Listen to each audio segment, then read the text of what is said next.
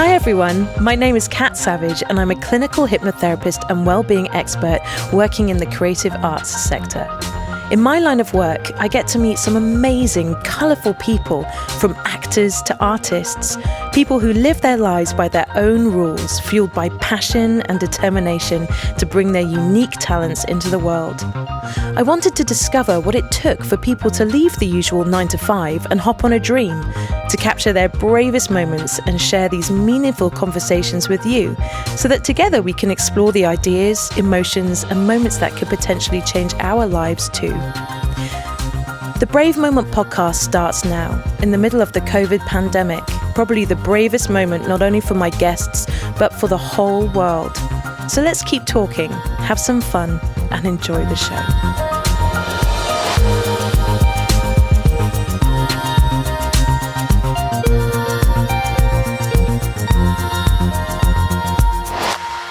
This week on the show, we go down to the Op Shop in Plymouth to have a wonderfully socially distanced interview with Cindy Wilcocks, author, entrepreneur, mentor, mental health nurse, and founder of the charity Arterne CIC, enriching the next generation.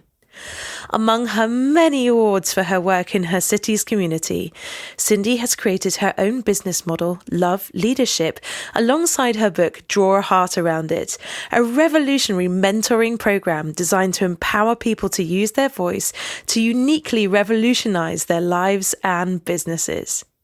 Cindy's own story is one of rags to riches in the same community that she now spends her entire life serving selflessly through her charity.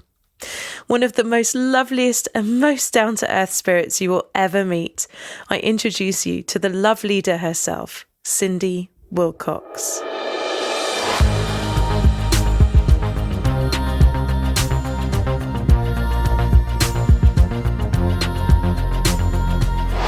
Cindy Wilcocks, welcome to the show. Thank you very much for having me. It's so nice to be here. Listeners, just to let you know where we are, we're inside Operation Snow. Is that right? Operation Snow, yeah, the Op Shop. The Op Shop. Why don't you tell my listeners exactly what the Op Shop stands for? So, I love this story. It's my favourite story. So the Op Shop is, as you say, connected to Operation Snow, and Operation Snow not just for Christmas, which we can talk about, but the Op Shop actually stands for opportunity. And it is a community hub that also doubles as a kind of retail space, which is a not-for-profit kind of second-hand, repurposed, reloved, however you want to put it, shop that has items that no one else wants, and they donate them to us, and then we sell them on. People pay what they can afford for items in the shop, and then that money goes back into Arterne Enriching the Next Generation, CIC. So we're trying to be like a bit sustainable, but also people can walk in and literally just ask for help. So they can just come in and, you know, maybe they need help with essential items, toiletries, or maybe they need some food, or maybe they need some clothing. They can come in and get that, so for absolutely free. Wow, you are such a legend. Thank you. We need more people like you in the world. So talking of Arterne, what is Arterne Next Generation? So Arterne is it's a made-up name, obviously. Don't look it up in the dictionary. So it's a term of empowerment, really. So when I was thinking about leaving my job in statutory services and private healthcare and setting up a CIC, I'd done some soul trading. I'd worked self-employed alongside jobs, and I was looking at the CIC and I didn't have a clue of what to call a CIC. So I knew I really wanted to have a community model, you know, that the profit went into the community. And I kind of threw around a few ideas with people, and we came up with things that I really felt passionately about, which is enriching the next generation.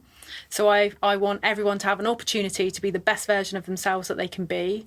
And that's where the enriching the next generation came, because, you know, as parents, as grown-ups, as, you know, people in positions of power and authority, and we have a responsibility to educate and help people to be who they can be. And it's our turn to feel empowered. It's our turn. And so our turn just was a creative way of saying our turn, really, but not the company's our turn, the people's our turn.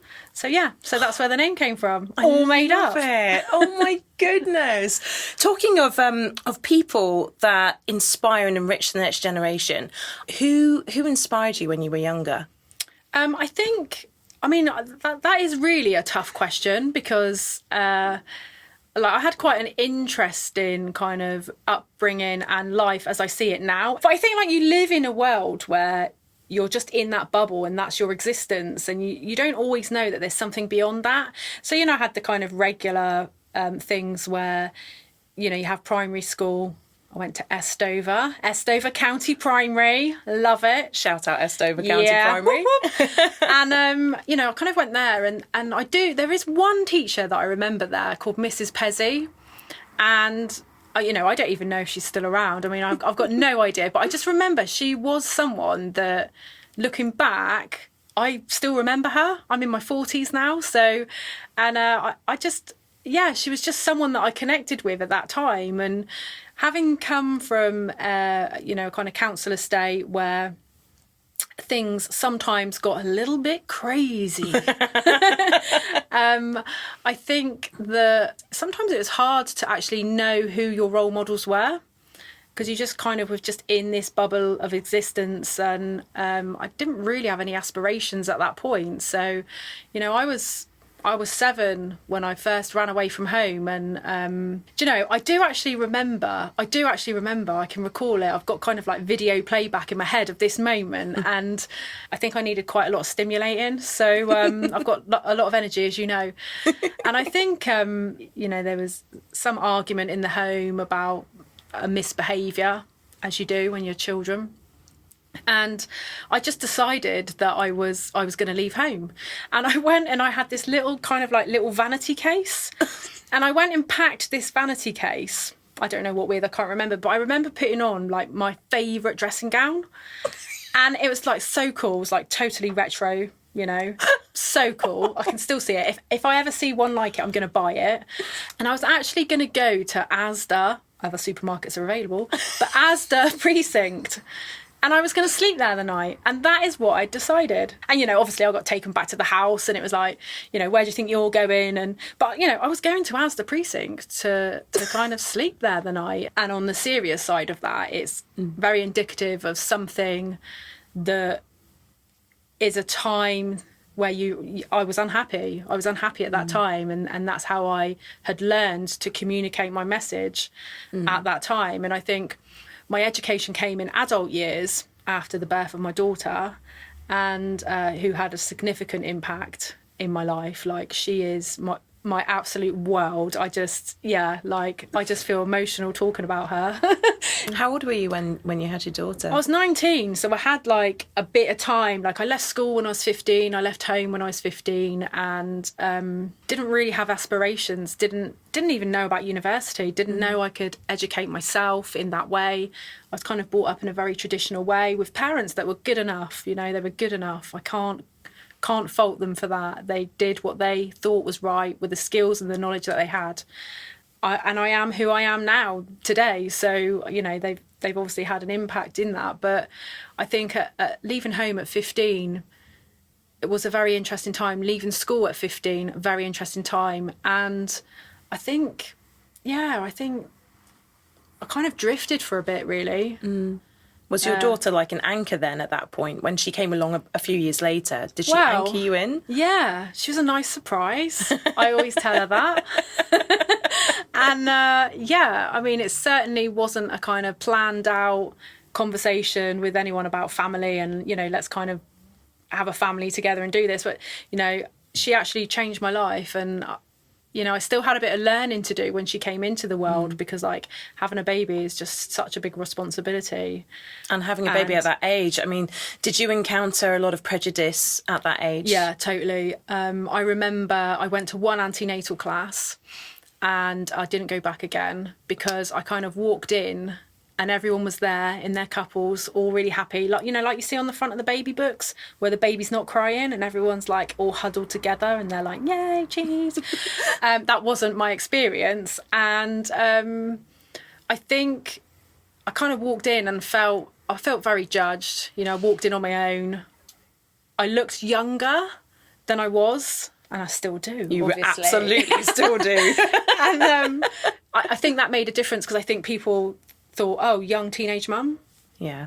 Judgment right there, you know, and that was, I mean, my daughter's 25 this year. So I don't know, it's really interesting. It's just an interesting thing to look back on your life and think, would I change anything? I absolutely wouldn't, because I love who I am and I love where my life's at and I love the people I meet, and I just finished telling you I'm in love with love and I can't get enough of love, and you know, if that makes me a hippie, so be it. I don't mind. You're in good company here. Yeah, exactly. But I think that was it for me. I think those experiences have shaped who I am and how I am. And certainly that coupled with having my daughter, who has changed me for the better. Like, I'm a better person because of her. And you know, in my intro to the book, I write about that. I talk about you know, she is absolutely my world. Not in a needy mother, I'm going to live in the next street way. Although I did threaten that when she was going to study. You'll just find me one day. Watch out, Laurie. You'll just find me one day, Laurie, sitting in the street next to you. But no, not really. I think all I ever wanted for her is to feel empowered and to live the life that she wanted to live, her best life, and not feel like she had to conform in any way or that experiences were right or wrong. And, you know, she's got her own story to tell and her experiences, and I'm sure that would be different to my version of what her experiences might have been like. But I just think if you can take your experience and use it in a positive way, whatever that experience is, it's got some good learning. So yeah, that's what I do. Mic drop. Talking of this, so obviously, I mean, we'll get to the L.O.V.E Leadership program in a minute and your book. But listening to you talk about empowering other people, I mean, where did that initially come from? Because I know you've got a history in mental health. I know that you assess auricular acupuncturists. Yes. I mean, how did you get from there to L.O.V.E Leadership? Yeah, that's a very good question. Take your time. That's a very good question. I mean, I'm a naturally inquisitive person. Like, some people might call it nosy. I don't think it's nosy. Creative. I'm creative. I love to learn. I like to immerse myself in whatever I'm doing. So I think that lends itself well to kind of looking into things and adding skills to your toolkit. I didn't really choose to be a nurse. I kind of fell into it, really. So when I was younger, kind of in my teens, I actually spent some time as a cleaner and working in a laundry in a care home. I was about 14, 15-ish then.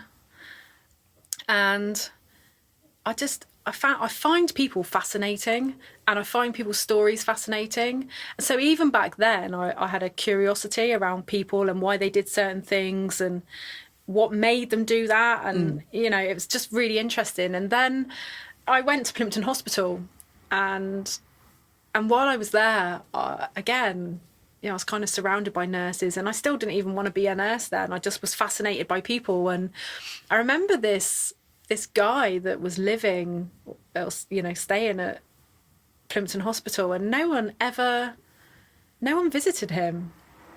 And I decided that it was my mission after work experience that I was going to visit him every Saturday.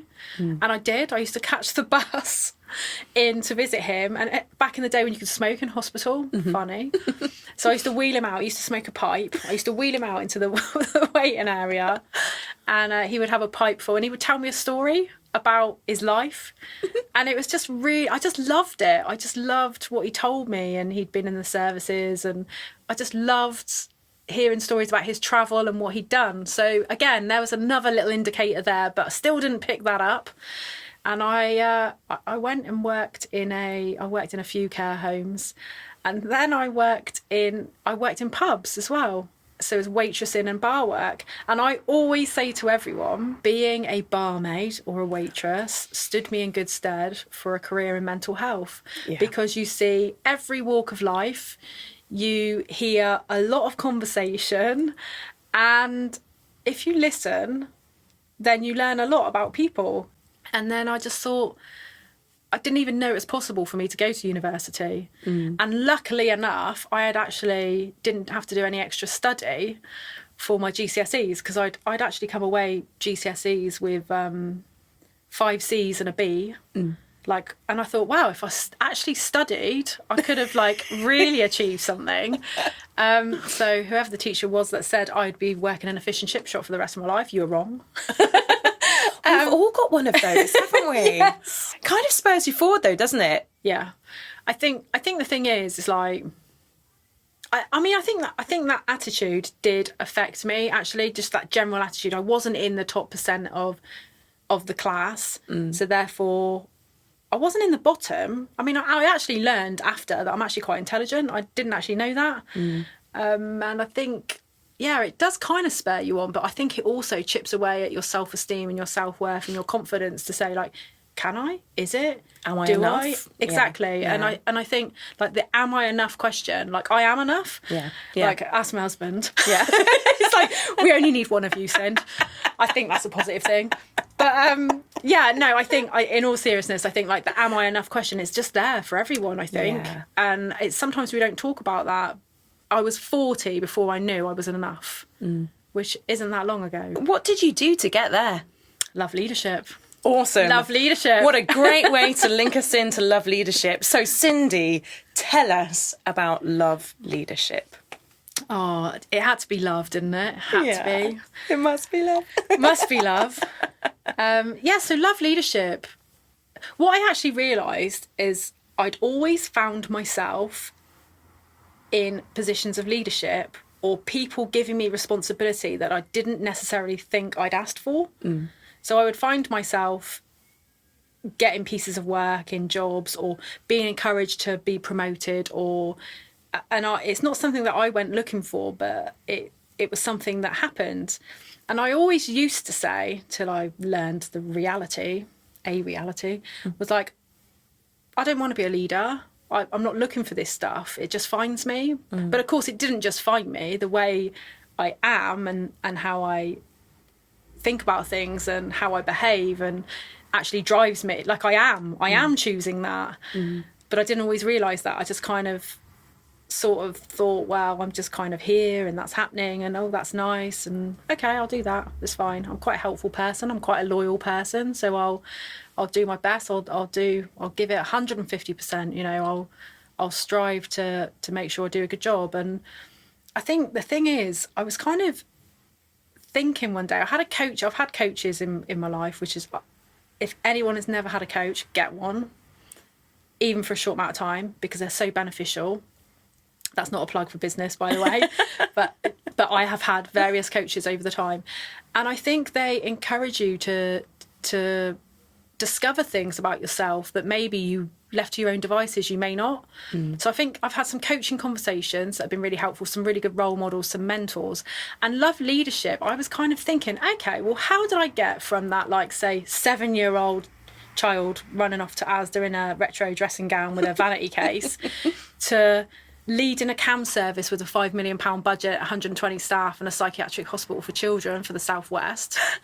How does that happen?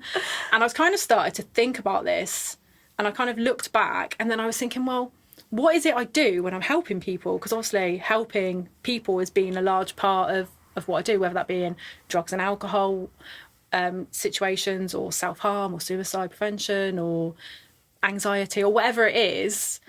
And I started to think, well, how do I help them? How did I help me? And how did I help them? And what were the key things? Because I knew that there were key things that I did, but they weren't really formed as L.O.V.E Leadership. But the point of definition was when I went on a residential coaching course as an ex-NHS and private healthcare employee. So I'd kind of left, and that's when it really came into being. And it was kind of rumbling around before that, but not as clear as it is now. And it was that moment I just thought, well, what is it? What are the key things? And I thought, right, well, it's with heart. Everything's with heart, and I believe love, and we don't talk about love enough. So love was there. That is, like, I think love will conquer all. I really do. And often it's funny, people say to me when they hear that, like, oh, are you religious? And I say, well, I believe in energy. Does that count? I'm not associated to a church or a particular religion, but I believe in heart and love and energy. So it's interesting to talk with people in a way about love, and their reactions to it is quite mixed. But Love Leadership, I started thinking, like, well, what is it then? And I thought, well, okay, it's about how you lead yourself. So there's a leadership element. It's like how I lead myself will determine how I lead other people or organisations. Or so that was a key component. That's the leadership element. And then the love bit, I thought, well, it's got to be love. It's got to be based on love. So I thought about the key principles, and it was like listening is a key thing, owning your own stuff, knowing who you're being. And then your voice is the V. So it's like I've sat in meetings where I've just not said the thing that I want to say, or when I have said it, I've been angry, or I've not delivered it in a way that will be able to influence the situation. And also how you use your voice. I hate gossip. We all get annoyed, we get frustrated, we might have a little moan, we might have a conversation, but if you're not prepared to have that conversation in front of people with that person, then don't do it behind their backs. Why do you think people do it? I think people gossip because they have an inadequacy around themselves, and maybe they're projecting to other people. Exactly. And, not necessarily thinking about themselves. So voice, I mean, what an incredible part of love in general. So what comes after voice? Empower. Oh, yeah, snap. Empower. So E's got a lot. It's kind of like empower. It's like, what does empower mean? So it's about engaging. It's about how you engage and how other people engage, and how you can engage other people, actually. And education, how you can educate yourself and educate other people, or be a point of education. So they're kind of combined. So it's empowerment through engaging in education, but the kind of the big E is around evolve. So it's about evolving and changing and just having aspirations, being your best you, and not settling for anything less. How have you evolved yourself through Love Leadership? Oh yeah, like, I mean, 100% I have, and again, that's why I wanted to share it with people. I never even dreamed that I would write a book, and I kind of knew that there was a message that I wanted to share, and have been sharing it. So maybe not like, oh, this is Love Leadership, hello, come and have a look, but over the years, I've been a mental health nurse 20 years. I'm a trained EMDR therapist. I work with trauma and people in very vulnerable states. And I think I always try and give hope in any interaction that I have. I try and give hope because I don't know what's going on for people. Yeah. I actually believe that everyone has got everything they need within them to self-regulate and live a healthy, happy life. And if you look at like the kind of therapies then, for want of a better phrase, that I get attracted to, EMDR, self-regulating. Do you know what? EMDR, yeah. I have to say, listeners, I'm not trained in this yet, but it's absolutely something that I've already become quite passionate about. And I've put myself in the way of people that do it, because everyone that I know that's had EMDR for whatever reason, they've always come out the other side of it just utterly changed and not just, oh, I'm all better now, but they are elevated. I think that's the only word. Yeah, amazing. They're elevated in their lives. I mean, crikey, the things you must have seen. Can you sort of pinpoint what it is that changes in people after they've had an EMDR session? I think there is something about knowing. I think it goes back to that kind of good enough and knowing. I think there is an element of that. But honestly, we're just so intelligent, and our brains are just, we don't even know what our brains don't know. It's like they're just like, we're just self-regulation. We can regulate ourselves. I mean, people heal themselves through positive thinking. I don't know if you if you've ever got up in the day and you feel a bit tired and you start going down the route of, I feel a bit tired, and it's dark outside, and it's like, and then you know, I can feel my voice getting lower, and it's like a drain, and I'm like, oh, come on, get out, go for a walk in the rain, do something, you know, because like everyone has different experiences on different days. You know, you might have been up late, you might have been, I don't know, having a difficult conversation with someone, and you know, you might have something might have triggered you, and it might remind you of something. But it's like we all have that kind of roller coaster of emotion. But it is, I think it is that, it's that self-regulation. It's about, and I think EMDR helps with that. And I think acupuncture, ear acupuncture, again, tell us connective about energy. ear acupuncture. I mean, that's a pretty weird thing. It is a weird thing, and the place that I first saw it was a strange environment. Tell us all about it, Cindy. I will. So ear acupuncture. So I was actually the first student nurse up at Dartmoor Prison when it was a Category B. Wow. Many moons ago. And I really wanted to do a placement there because I love people. And, you know, back then, you know, it's 600 men in a Category B prison. And I just thought, actually, that's really interesting. Like, how have these people got here? What, you know, from a mental health point of view, you know, what was the connection with drugs and alcohol? Was there one? What were relationships like? What were up? You know, so naturally, it was a place that I thought it would be a good placement. And ear acupuncture, detox, was something that was being trained by the British College of Auricular Acupuncture. Yeah.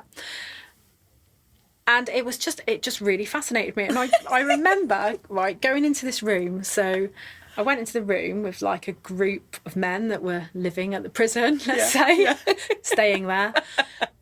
And the person doing the session was like, do you want to have some ear acupuncture? And I was like, oh, okay. And she was like, close your eyes. I was like, really? Like, are you sure? Because there was this kind of like trust thing. It's like, you want me to close my eyes, sat in a room in a prison, and you're going to put needles in my ears. Hang on. This feels weird. But you know what? I had that experience, and it did something. And because it did something, it interested me. Yeah. And it did. So I started talking to the people that were having it and why they were having it and what, you know, and they were telling me that how it helped them with their cravings. And so I kind of got into it from that perspective. Yeah. How does it work? What happens? So it's energy. It's energetic. So you've got meridians in your body, which you probably know about. A lot of people kind of talk about chakras and how they're connected and you know, kind of the energies around us. So qi is based on traditional Chinese medicine, and so you have 800 points, acupuncture points on your body, which is areas of low electrical resistance. So qi is the thing that gets brought to the surface when you stimulate a point with a needle or an electroacupuncture scope. And the thing that I found most fascinating is that within your ear you have 200 points. So if you think you've got like 800 points in the body and then 200 of those are in your ear, you're like, what? Yeah. So it just really interested me, and I thought, well, actually, although you're putting a needle in someone's ear, I mean, there are other things you can do. You can put seeds and magnets on. It was really interesting because I think it wasn't like you had to get your clothes off and get personal with people to actually administer the treatment. So I was like, because it's just in your ear, and your ears are just on the side of your head for anyone that doesn't know. but so I started thinking, like, actually, that's really good because it makes it really accessible. I mean, obviously now during the pandemic that we're going through at the moment, I think a lot of people are looking more towards a more holistic approach of looking after themselves because they can't get to the hospitals or because they can't get those appointments.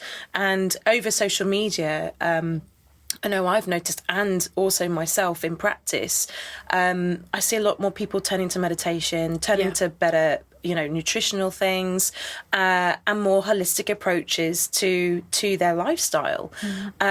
Talking of which, you know, do you have time to look after yourself whilst you're looking after all of these other people? Yeah. And how do you do it? What do you do to relax? I do what I do. That is what I do. What a wonderful answer that is. I just, like, I'm living my best life. Like, I am totally living my best life. And I do try and get to places on time. I do struggle with that. Anyone that knows me knows that I struggle with that because I'm always trying to fit so much in. And I think I just do what I do. I don't see it as work and home. And some people would say to me, well, you haven't got any boundaries. I've heard that time and time again. Well, I have. When I need to stop, I stop. Like this morning, I went for a lovely stroll around Saltram. It was great. I had a vegan scone and jam, nice cup of Earl Grey with some soya milk, sat outside, watched a robin jump around. Off I went again, and then back to meetings and just doing stuff. And I think it just depends what you fill your time with, I think. So time is precious, isn't it? Yeah. And I think actually as you get older, you start to realise how precious time is. Yeah. And especially, again, talking about the pandemic, time, wow. I know I've learned so much about time recently and how to manage it better. Yeah. Talking of managing time and fitting stuff in, let's go back to your book a minute. The book is called Draw a Heart Around It. Where did that title come from? Well, I had a little help. I had a little help with this. So I was, like I say, I never really thought about writing a book. And it must be quite a discipline as well to have to sit down and write a book. Yeah. Well, I just, to be honest, I just kind of thought, well, who's going to read a book that I've written? There was a bit of doubt in myself, because sometimes you think that people know what's in your head or what you're thinking or how it is because it seems so simple to you. Yeah. Same for you. Yeah. Same for anyone, not just I'm not just talking about special people. I'm talking about everyone. We think that people know what we know. And so I never really thought about writing a book, and it was actually my husband that was like, well, just go for it. And I was like, well, how do you write how am I going to write a book? Because I knew I had a message to share, because my message is there is only now. Live your best life, be healthy and happy, do more of what you love and less of what you don't. Those are kind of the key phrases. Anyway, those are my standard phrases. So I thought okay, well, I kind of know what the model is, and I know my story. And so I just started, I found someone. It was really important to me that I found the right person to help me. So I just put a little, I was actually in New York at the time. I just Googled it and I just got a load of almost CVs for writers that came up, what they'd been writing about and all of this. And I started to look at it, and then there was one that really stood out. And it stood out because I loved her name first. What was her name? Candy. Love it. I loved it. And then and then I just started to look at what she'd written about and what she'd been doing. And I thought, okay, you get me, you get this. And then we had a couple of conversations, and I thought, right, yeah, I like your energy, I like your style, and I like what you're saying to me. And what was really important to me is I didn't want someone to write a book for me and it not be something that I'd written. But I didn't really know how to do it in a readable format. So I can be quite abstract. I've got quite a lot of energy. There's a lot of, you've been keeping me on track very nicely. But I could, I just get energized and I can just talk, and I'm a bit random in my thinking. I have to really focus if I want order and clarity. I can do it, but I just have to focus. And I just thought, actually, it would be really good to have someone to help with that. And what she did is she interviewed the people that had been impacted on by L.O.V.E Leadership, or knew about L.O.V.E Leadership in a way that could share their stories from a range of different work that I'd done or support that I'd offered. So that was good because it also gave it independence. Because sometimes people will say the thing that they think the person in front of them wants to say, and I didn't want that, because integrity is really important to me, and I wanted them to have the option to just say what they wanted to say and not worry about what I might think. Because that's a little habit we get into as human beings. But I think with L.O.V.E Leadership and Draw a Heart Around It, what Candy was able to help me do is order it and structure it and think about the chapters and think about the book title. And, we threw some ideas around and it kind of went back and forth and that's what happened. And she interviewed me. We had several conversations across Skype and she just recorded that and then transcribed that. And then that's what came back to me in a book format, really. And then I did the editing process, having not realised editing and book edit. Oh God. Okay, so that took quite a lot of time, and that was an interesting process. So that kind of went back and forth, and I think in the end, the book was about 20,000 words longer than it had been originally because it just grew and grew and grew, and I wanted to get the right message across. So, and I think it paid off actually, because one of the common things that people say to me is like, I can actually hear you talking when I'm reading your book. And I love it. I love the fact that they can do that, not because I want them to hear me, but I just know that I'm getting the message across in the way that I would want to get the message across. And so that's how Draw a Heart Around It and Love Leadership came around, really. And I think Love Leadership was just, I looked back at my life and thought, how did I get from being like the 7-year-old girl that was kind of like in a retro dressing gown wanting to run away from home with a vanity case with a vanity case to this, to sleep at Asda's, up Asda's. And how did I get from that young woman, that young child, to someone that was managing a £5 million budget, 120 staff, and a psychiatric hospital for children for the region? And it's like, whoa, that's like quite different. So it's just really interesting. And what I realised is that the things that had helped me were the things that I'd used to help other people, and they were those key things. So the listen, the own, the voice, and empower. So if you were to give a message to the next generation, what would that message be? I think the key is, it's kind of following on from what I was saying, is just be you. Be you. Be everything that you want to be. And I think that is it. It seems strange that we find ourselves in positions where it somehow feels a challenge to be ourselves. We have this internal dialogue that chips away at us, that tells us we're not good enough, or, it criticises us or blames us or is negative. And it's like let that go. Let that go and find ways to let that go. Be you, trust your judgment, act with good intentions, be kind to one another. Community is so important, but just be you. Be you. I love it. So we're coming to the end of the interview, and I'm going to ask you a weird question now. If you were to be reincarnated tomorrow, what 3 things would you take from this life forward? Certainly, taking the knowledge that I have now into the next life would be great, because I don't want to have to go on the journey of learning it all again, because there's I just want to do more of what I love. So I wouldn't change anything about my journey. And now I'm here, I want to hold on to it. I want to live my best life every day, every moment of every day. So I think having that knowledge, I'd take that knowledge for sure.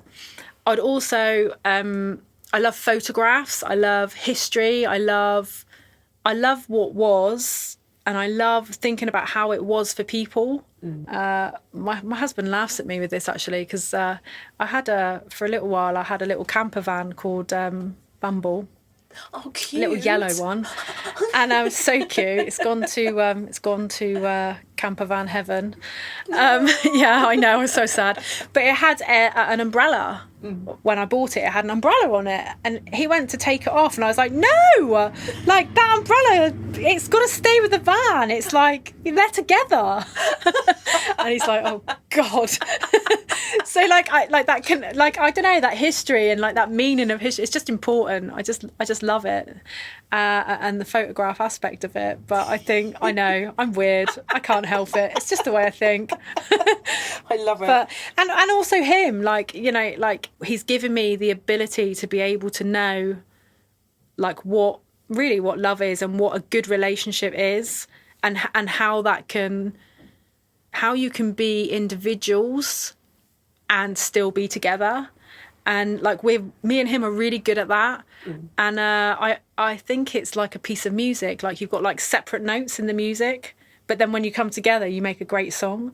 And it's I don't know, it just it feels like that. It's just, yeah, it's just he is just he's an amazing man, and he showed me a different way of having relationships, and yeah, it's so good. I love that. Oh, So cute. You're a beautiful piece of music. So, my final question to you is, what do you consider your bravest moment?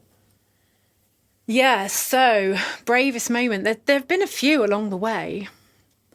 You know, I think the thing is there were key moments in my life where I could have made different decisions and I didn't. Even though the consequences of making those decisions and the conversations that followed were harder than not doing what I wanted.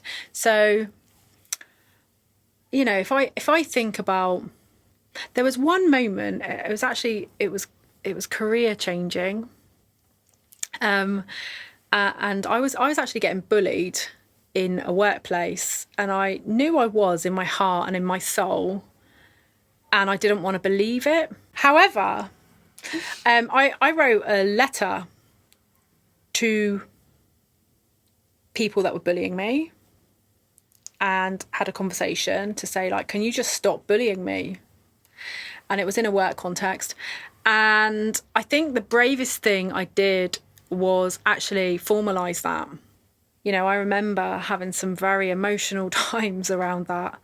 I remember driving my car to work and having to stop on the roadside to be sick because I was just filled with so much emotion and anxiety and dread. You know, I even remember going to the doctor saying, like, I keep getting sick. He said, oh, you're pregnant. I was like, whoa, hang on a second. What's happening here? I wasn't. It was anxiety. But, you know, I think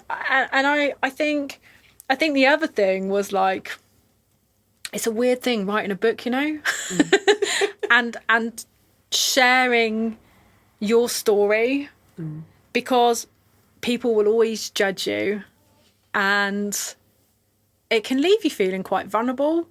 And I've been quite open because I know that is what will help people the most. And so I think that was an interesting time as well, an interesting decision.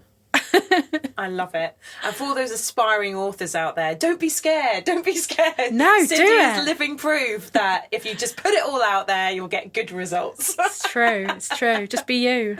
Just be you. I love it. So if people want to help, if they want to donate to Operation Snow or they want to get involved with L.O.V.E Leadership, tell us how they do that. How can they contact you? Yeah, so a lot of people just like get on my Facebook really and just message me. So I'm really good with social media and things like that. I'm laughing because like I'm just thinking about the video I posted this morning. But yeah, like LinkedIn, Facebook, things like that. I'll pick up messages and yeah, like I'm open for a conversation, or you know, if people want to learn more about L.O.V.E Leadership, like just let me know, because it is really about you. It's about living your best life, and sometimes we do have to get real with ourselves and face the things that maybe deep down we already know, but we just don't really want to look. Thank you so much, Cindy. Oh, thank you.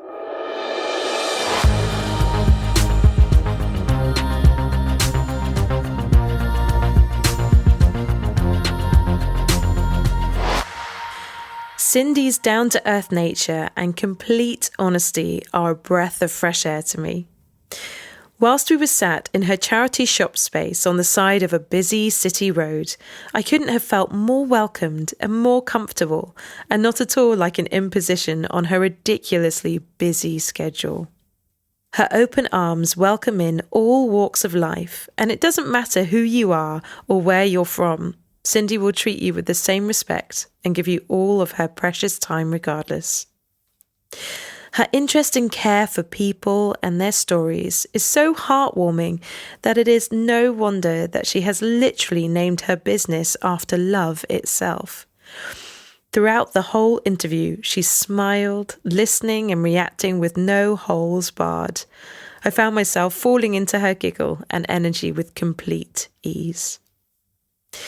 What I've taken away from the Cindy experience is to be more mindful of how I make people feel in my presence, to maybe not censor all that I do so that others can learn from my mistakes, and also to lean more into action, to take the time to write my potential book and to channel Cindy's giving nature and do more for my own community here in Cornwall, especially now in the COVID pandemic where poverty is rife and many businesses are folding. Maybe you could ask yourself what small thing you could do to change the local space around you. How could you help a family in need of food or clothing? How could your gifts inspire and motivate others in a loving way?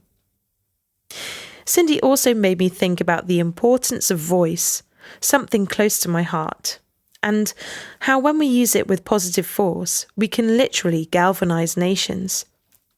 I'm going to try harder to give the idle chit-chat a miss and take my therapeutic work outside of the clinic and have more deep and meaningful conscious conversations with those closest to me, trying to remain curious about other people's feelings and life encounters. I will try harder to spread more love into the world and remain in a positive mindset when things feel challenging. So, listeners, shall we take a leaf out of Cindy's book and draw a heart around our own lives and love our way forwards? As Reese Witherspoon once said, you always gain by giving love. Next week on the show, I speak to author and wordsmith Jason Vegas Butler, one of the UK's favourite slam poets, flow masters, and MC extraordinaire. Thank you so much for taking the time to listen to the show. If you have a spare moment now, please like, subscribe, and tell me your thoughts in the review, which will really help other people like yourself to find the show. Of course, you can also share with your friends and follow us at the Brave Moment Podcast 2020 on Instagram or the Brave Moment Podcast on Facebook. If you're interested in getting in touch, pop on over to the therapy page Coping to Mastery on Facebook or via the website copingtomastery.org. It's been so wonderful to have you all here with me again. Please get in touch with the show with your own stories, and don't forget, your brave moment starts now.